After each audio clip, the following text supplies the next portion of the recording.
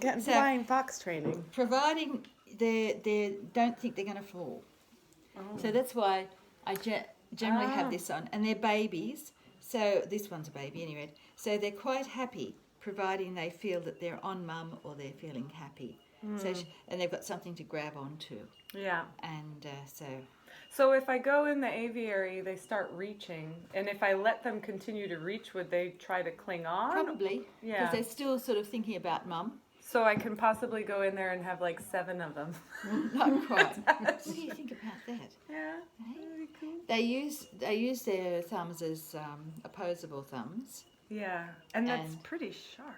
Yes. Yeah. And they're curved. They've got really a curved nail. Uh-huh. So when they grab you, most people get scratched because they pull away. Basically, you go with them and unhang, and because it's a scimitar type shape, if you sort of go with them, it's easier to detach yourself. Yeah. But most people don't. They pull away and they get a scratch. Gotcha. But it's really not a bat-induced scratch. The bats just wanted to make sure that they got a grip. Yeah. Because the worst thing can happen for a baby bat is to fall. Because if they fall to the ground, mum generally doesn't pick them up until they can get up to about 6 foot high. So we do get a few bats that fall. So it's sort of hardwired not to fall. So they get stressed if they think they are falling or if they're going to fall.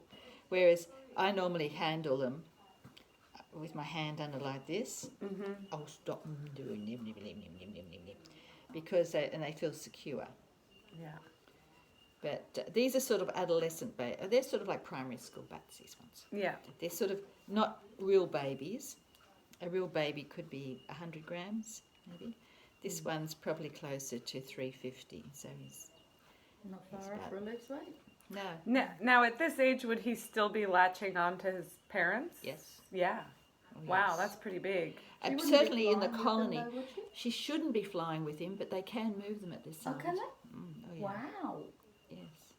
Yeah. But you often find them at this age, say if they've moved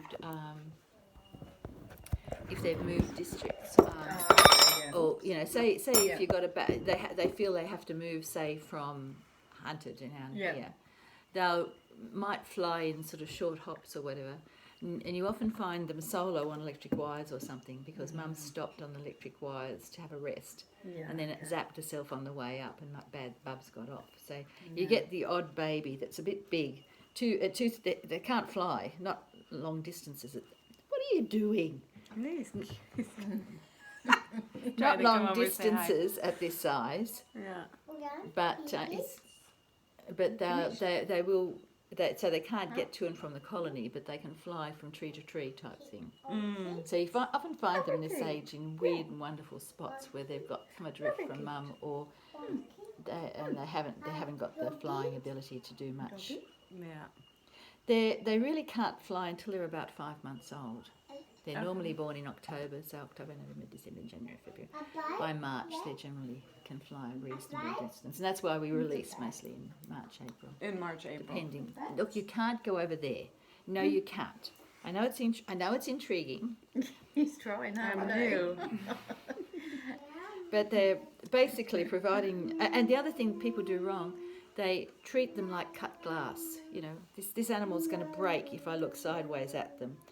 Yeah. You hold them hard.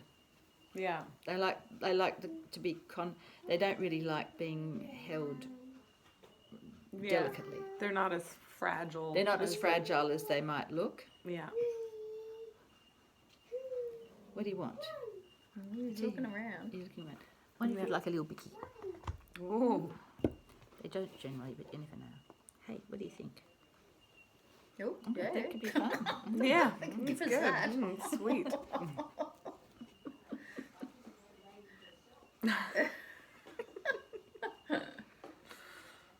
Yeah. We might have started a whole new thing. So, do you release them in groups? Yeah, because they live in a colony, so they need their colony. Or I'll no? take you down and show you the cages we have down the bottom. Yeah. We actually parked down the bottom and Oh, walked right. up past. Yeah. Yeah.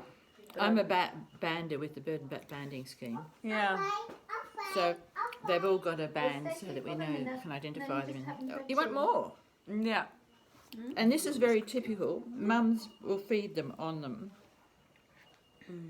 So if Mum's eating it, it's eatable. It's edible. Yeah. Oh, okay, yeah. Red wine is edible. Coffee's edible. They really? That's a Regent Bowerbird, by the way. Yeah. Oh, that's a female. Or Or juvenile. they could, changing to a... Probably juvenile. He's got a bit of black on him. No, they what all is have that a little they all one? have a little black hat, black There's- cap. Is that a spine eater? Is That's a Eastern Spinebill. Eastern Spinebill. Okay, I'm going to get a black. You can Okay. see the difference. So this is a grey head of flying fox. Hello, Gray. Look, They're there's cute. birdies out there. Yeah, I know. You're a menace, aren't you? You're a thorough menace. Yeah, I know. Little Spinebill. And a bowerbird. There we go. Now we've got. Look at all these crumbs. Look at all these crumbs.